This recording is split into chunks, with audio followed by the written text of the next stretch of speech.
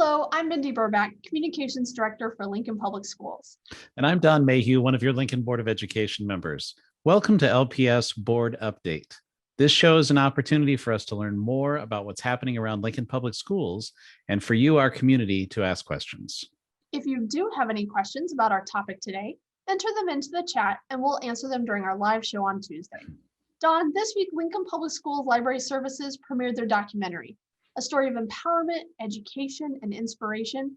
The documentary, We Will Not Be Silent, follows the 4-month journey of 8 scholars from Belmont Elementary School and the mentors who guide them as they prepare for their moving performance at the Martin Luther King Jr. Youth Rally and March in January 2021. We had an opportunity to visit last week with Belmont Principal Kim Rosenthal and National Speaker and Coach Keith Brown, both featured in the documentary about the work they've done this school year.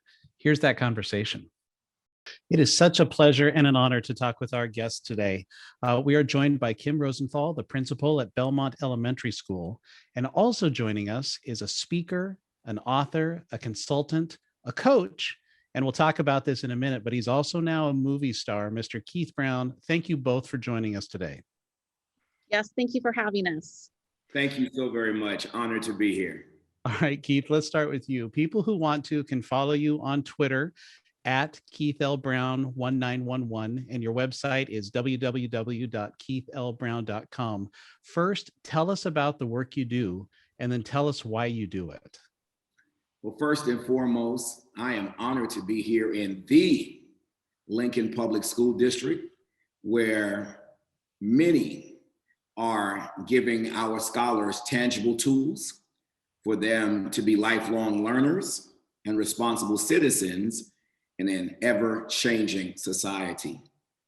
Therefore, I'm not only a guest in the district, I am a member of the district, a servant leader in the district, for this is what I do every day. And whether I'm in a district nationally or globally, I never see myself as a guest. It is incumbent upon me to come to the district and fit right into the mold of servant leader. And so first and foremost, I am a servant leader who has the nerve to serve. I have the nerve to serve, and I feed the need to lead. I'm a professional speaker and author by trade, coach, trainer, and director of external affairs in the Georgia Senate.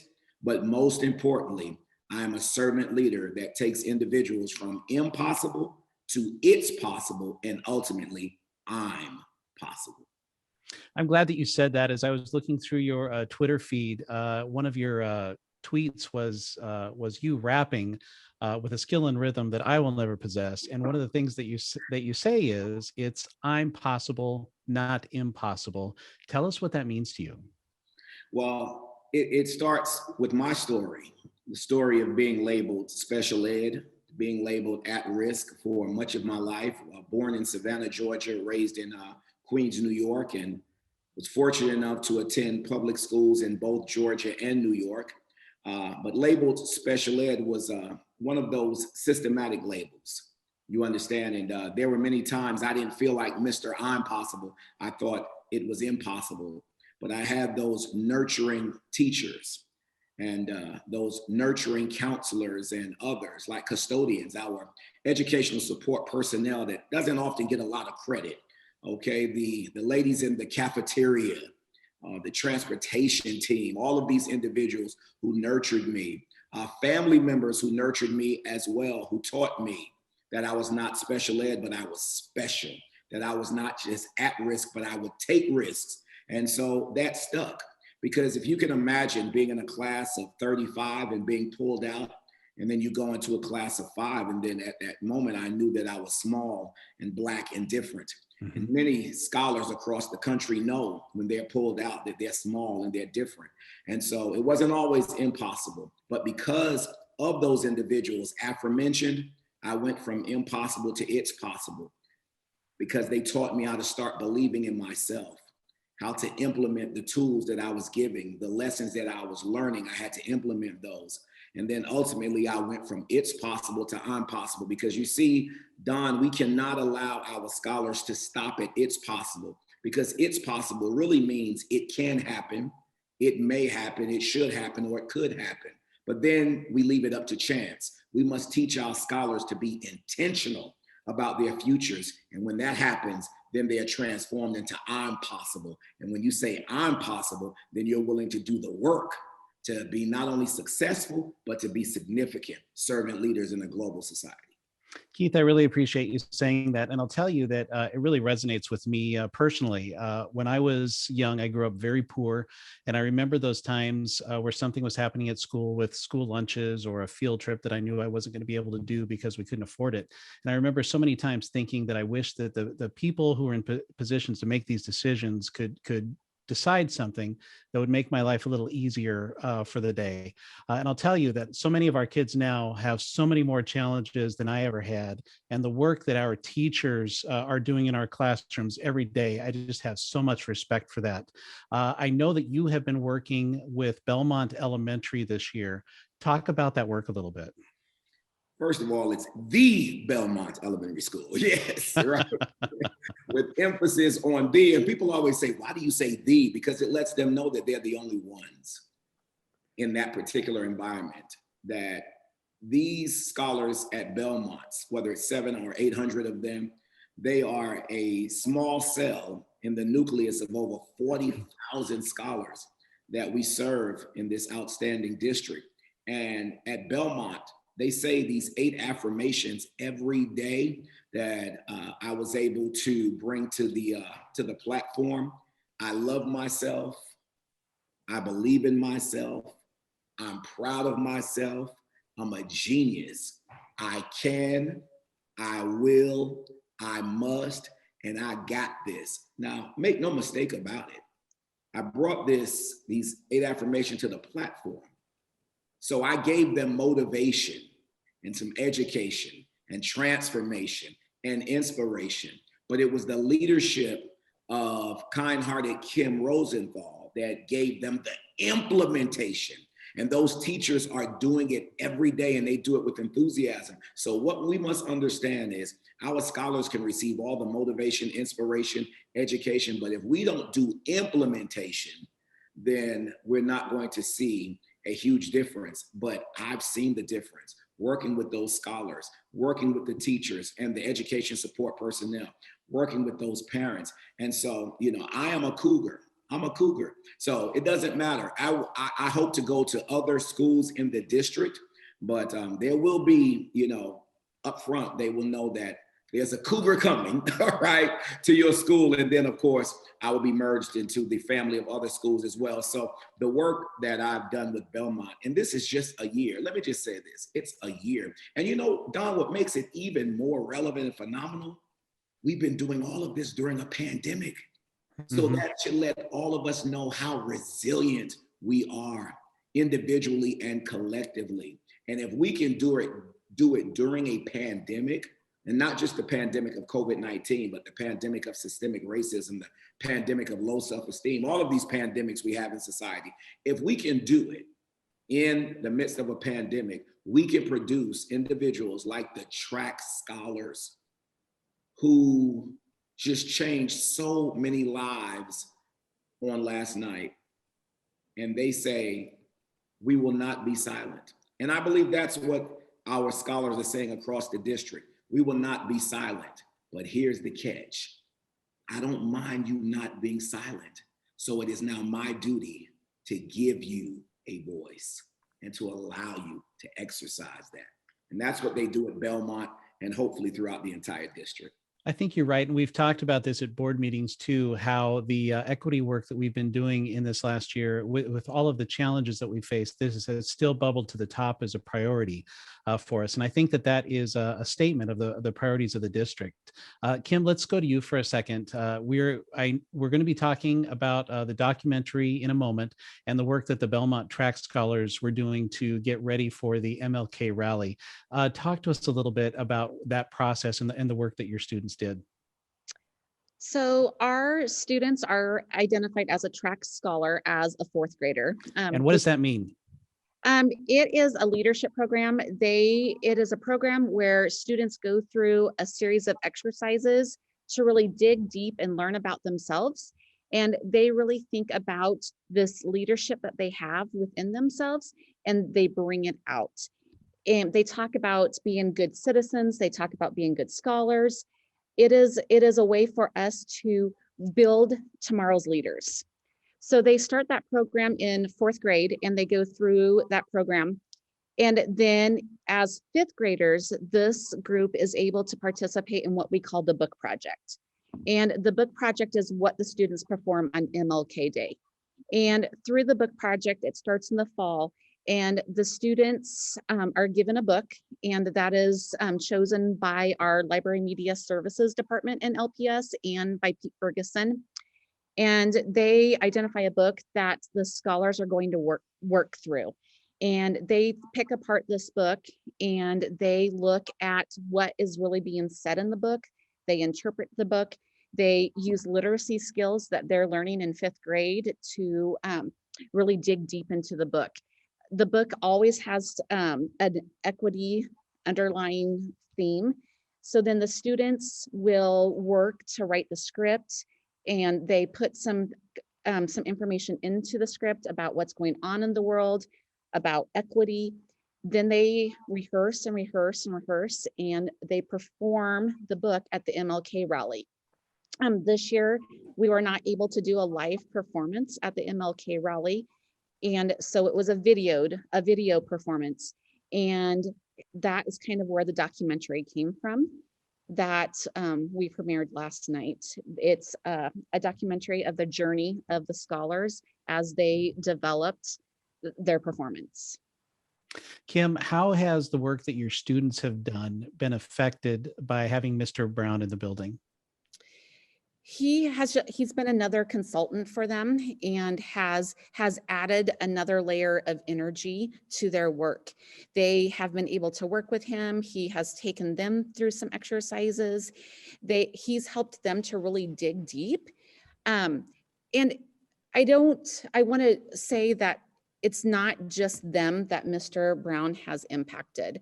We had Mr. Brown join us virtually for an all-school assembly at the beginning of the school year. He also did a staff assembly during professional development that first week, and he has impacted our entire school. He mentioned that we say 8 affirmations every day, and the kids live by that. And when I have talked with kids about our work with Mr. Brown, they have talked about, he's given me confidence. When I'm taking a test and I get stuck, I say those 8 affirmations and I know I can do it. He's helped me to believe in myself. He's given me confidence. He helps me know that I can do hard things. And so his impact has gone far beyond just our track scholars. He really has impacted our entire family at Belmont. Kim, I know you and Keith were both at the Playhouse last night with our Belmont track scholars for the viewing of this documentary, We Will Not Be Silent. I'm planning to see it this weekend. After I watch it, what am I going to be feeling? I can't tell you what you're going to be feeling. Each individual has their own feeling. For me, I felt I had the sense of pride because of all my kids, seeing my kids up there, my scholars up there, and speaking what's in their hearts, what's in their soul. Watching my staff lead them through a series of activities to help bring racism to the surface for what it means for them. Pride that we are developing these scholars that are going to impact far beyond their time at Belmont, that they're going to impact middle school, that they're going to impact high school, what they're going to impact what they do after high school. And just thinking about the ripple effect that these kids are going to have as they go out into the world. And I think that this is just kind of a stepping stone for these kids and for our work in equity. And just listening to these kids makes me very hopeful that we are all going to continue to grow and make change in the world. That sounds neat. I'm really looking forward to it. Keith, how did this get started? How did you get involved with our Belmont track scholars? Well, first and foremost, as kind-hearted Kim was talking about the scholars, I'm starting to weep now, but these are tears of joy because you can't see what I saw on last night and you can't feel what I felt and not leave empowered and not leave hopeful and not leave knowing that change is coming. You know, Sam Cooke, late great Sam Cooke, wrote a song said, "A change gonna come," and these Belmont scholars are the manifestation of that change. And I call them like 60s children. They remind me of the children from the civil rights movement, because a lot of times we see adults who were marching, but we forget there were many children that were marching, many children and young people as well. And not just marching in America, marching in Tiananmen Square in China, marching in Soweto, South Africa, you know, okay, marching. And that march, literally, that March of 2020, when COVID hit, well, actually, when it hit us, I would say that. I but became reconnected with a gentleman who I call Purposeful Pete Ferguson. And here I am, a keynote speaker at this national conference with global and national thought leaders. And he approached me and he wanted to talk about Lincoln Public Schools. And as he talked about the district, he mentioned the track scholars. And he asked me if I would speak for an event. And typically he would have to go through my director of operations or, you know, my booking bureau. But there was something about the passion that this man exuded. I mean, he would not leave me alone, right? He would not leave me alone, right? Literally, okay? And so if I was doing a session, he was in my session. And, you know, he would say, "Great job. So Mr. Brown, what do you think? Do you think you could?" And I attempted to put him off. And then finally I said, "Listen, give me a call. Here's my cell. I want you to call me."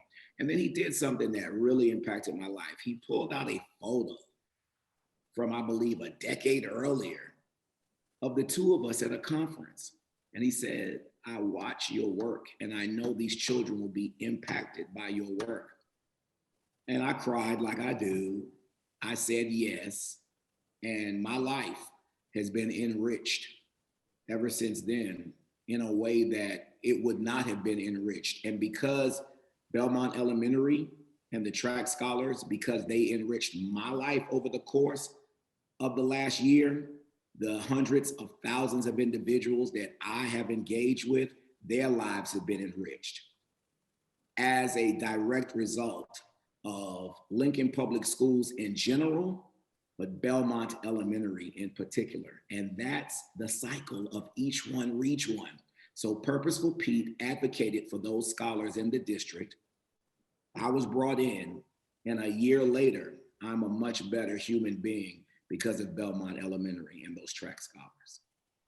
I think you learned something that a lot of us know, and Pete sets his mind to something, he's not going to be put off. So I'm glad that he was persistent with you. You all should have warned me. Absolutely. Keith, I know that part of why you're in Lincoln right now is to support the film, and thank you for doing that. What else do you have planned while you're here? Well, definitely kind-hearted Kim Rosenthal took me on a wonderful tour yesterday, and I saw that historic stadium. And shout out to Coach Tom Osborne and Go Big Red. So I had an opportunity to see some of the historic sites in the city. Of course, I will be engaging other youth advocates in the district later on this afternoon. I'm really looking forward to that because I always love to touch the lives of those who touch the lives of our scholars. And then I'm going to journey back to my family in Atlanta, Georgia. And we're going to have what I call some release, relax, and restore time on this weekend. And then we're going to prepare to do it all over again, as next week I'm preparing to fly to the great state of Wisconsin and continue the journey that Robert Frost said when he said, "These woods are lonely, dark, and deep, but I have promises to keep and miles to go before I sleep and miles to go before I sleep." And I live that every day. Fantastic. One last thing I want to ask you about. In one of your tweets, you have hashtag mental health matters and hashtag mental health matters. And at LPS, we've been recognizing this growing need for years. We've been funneling more resources into mental health supports to try and respond to the increased needs of our kids, especially in this last year with COVID. We've seen more kids struggling with anxiety, depression, and other mental health issues. Describe for me some of the mental health needs and issues that the Black community is dealing with. Wow, that you're talking about years. You're talking about years of trauma for whatever reason. And we know centuries, right, of trauma. And I think I not only think, but I know during this time, it is very important for every school in the district to start each day with social emotional learning, starting to check the mental and emotional well-being of every child in the district, not just our Black and brown children, but all children, but definitely honing in on our Black and brown children, because for so many years, and I even grew up sometimes in a culture where we did not address mental health. It was taboo. It was taboo to talk about mental health. It was taboo to we never sat around the dinner table talking about that. So there's more emphasis on that. And so when my son was little, we were intentional. We were intentional in talking about his mental and emotional well-being, and it has made him a much better person. And so we must do that. We must make certain that the emotional and mental pulse of our children is a top priority. You can talk about differentiated instruction all day, but if they're not focused, if that trauma is real on that day and no one has tapped into it to let them know it's going to be okay, to let them know you're in a safe space, Mm-hmm. and we love you and we're going to nurture you. So do understand, I want them to create a path for math, form an alliance with science, become buddies with social studies, have a heart for language arts. But it's so much more than that. Because if they graduate with a 4.0 as valedictorian, but when they're walking across the stage, they don't have the basic necessities that they deserve. They're not treated as human beings. They're not treated as human because of the human. What's going to be the value of that diploma to them? What's going to be the value, and how are they going to see themselves? And so it's very important that we build them from a holistic standpoint, letting them know that academic excellence is key, but even greater than that is when we live in a society where we understand we were born human, but it takes effort to be humane. And when you put high expectations with humanity and a culture of caring, then I believe that's the ultimate goal. Mr. Brown, thank you so much for sharing your humanity, your perspective, your time, and your talents with our students. And Kim Rosenthal, thank you so much for the work that you do for our kids every day. That is the time we've got. I would like to thank you both for joining with us today and talking about this important work. Thanks, guys. Thank you so much. Be empowered. Don, definitely needed the tissues after that interview. What an inspiration. That was an incredible interview. I enjoyed that so much. Mindy, I've got to ask you, I think you've been through it a couple of times. You've seen the movie. What did it make you feel?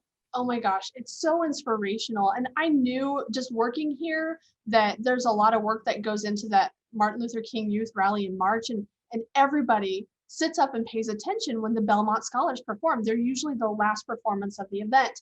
And they always do a remarkable job. And you just never had an idea of what that took to get to that point. And so this show gives you a glimpse behind the curtain, so to speak, to see that work, but also how it relates to these students in everyday life and current events and everything that's going on, especially this year in a pandemic and the social unrest. It is just an inspiration.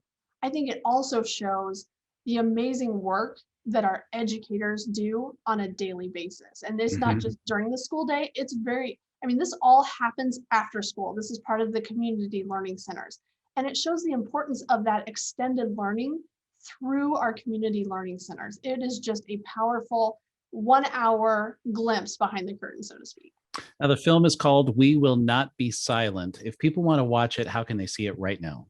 Well, it is now live on our website. You can go to lps.org and it's right there. You'll see the movie poster. You can click on it. It'll give you some quotes from the students. You get to meet the students who are featured in the film. And then at the bottom of the page, you can view the full documentary. And if somebody would like to have a digital copy of the documentary to show it at their event or their school, they can request that through our blue contact us button on our website. We'd be happy to make that request, fulfill that request. Fantastic.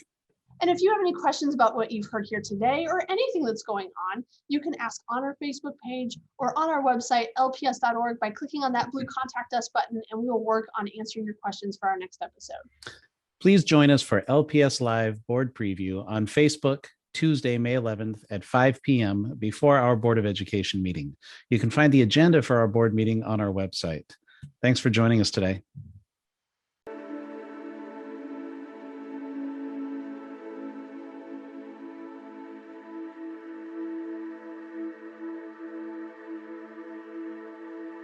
You guys ready? You guys excited?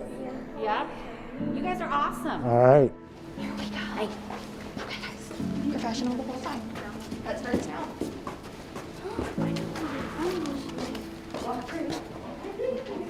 How you feeling, Evelyn? Nervous. How are you, Rhonda?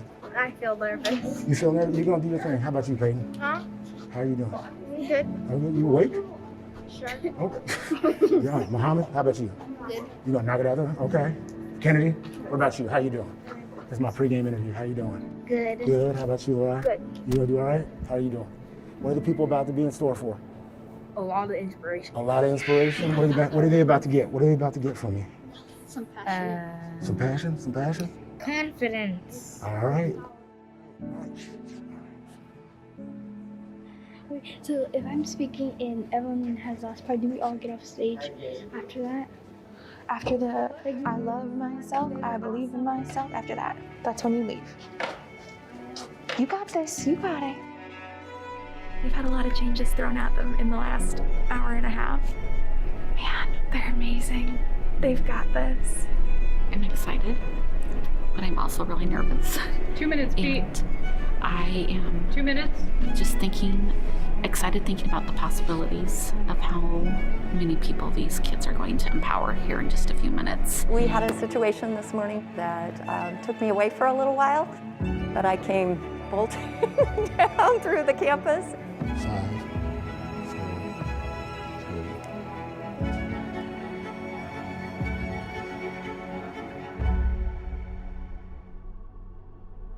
Even today, yesterday, in 2021, there is still segregation. The 2021 Belmont Track Scholars bring to life This Is the Dream by Diane Z. Shore, Jessica Alexander, and illustrated by James Ransom. This is the dream. Our nation was founded on the belief that all men are created equal. I'm here to represent a struggle that has gone on for 300 or more years. However young you are, you have a responsibility to seek to make your nation a better nation in which to live. We are the diners who have sat and who have waited at white. White only counters ignoring the hate. Honestly, I just felt like I want to cry. I was so pleased, so happy, so emotional. We embrace our power.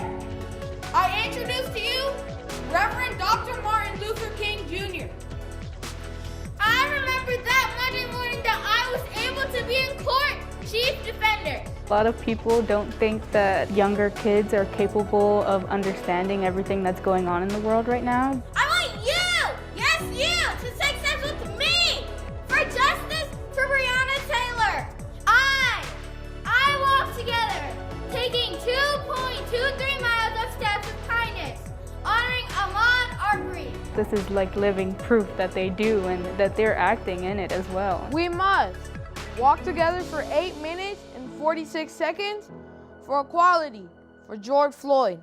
So many people think, oh, they're so young, they can't understand this, but they do. They live it from their hearts and souls. They brought it, they shined, they empowered, they shared their voices, and they delivered the inspiration that the world needs. Let us be sure our hands are clean in the struggle. Let us never fight with falsehood or violence, hate, malice, but always fight with love. We will be able to live with people as their brothers and sisters. No seat, no ride. No seat, no ride. What did we say? No seat, no ride. Yeah! Sincerely, I'm so glad. I did tears up. It shows that those kids, they have what it takes. Even when the words not seem harsh or offensive, the impact is still shattering. It's just amazing to see the things that she wants to do at this age, and I'm so very proud of her. What each of us must come to realize is that our intent always comes through. If you can't fly, then run. If you can't run, then walk. If you can't walk, then crawl. But whatever you do, you have to keep on moving forward. And so as I weep now, it's because I think back to what I saw, and they believed every word. And then to see them say, we're not finished yet. But I'm not done yet. And they said those 8 affirmations. I love myself, I believe in myself, I'm proud of myself, I'm a genius. I can, I will, I must, and I got this. And when I see that, I know there's hope for the future. Very few people, this will be one of the first times people see what went on from October until that day. And that's what I want people to see.